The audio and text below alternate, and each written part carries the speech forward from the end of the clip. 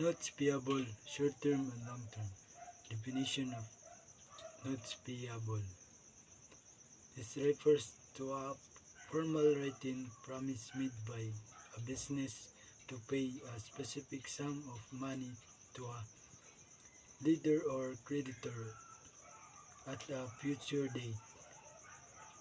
It usually involves promissory notes that include the amount of borrowed, interest rate, and payment terms. Unlike account payable, which is often informal, notes payable is legal binding.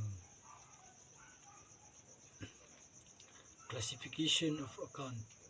Account type is liability. Sub-classifications. Short-term notes payable.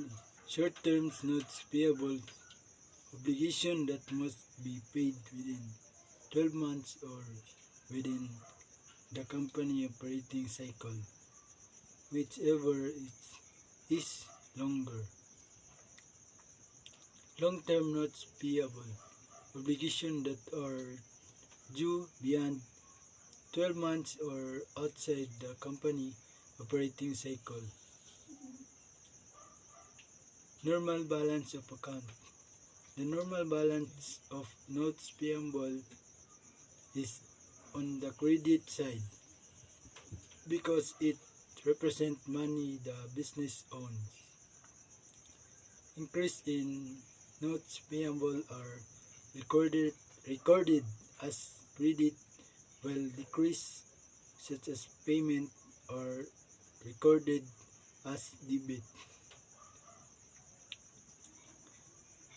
My real-life example of this business transactions is on January 1, 2025, my grocery store borrowed 100,000 from a bank by signing a 6 months promissory notes with a 10% annual interest rate. At time of borrowing, debit cash is 100,000. Credit notes payable is 100,000. After 6 months, debit notes payable is 100,000. Debit interest expense 10,000. Thank you. 110,000.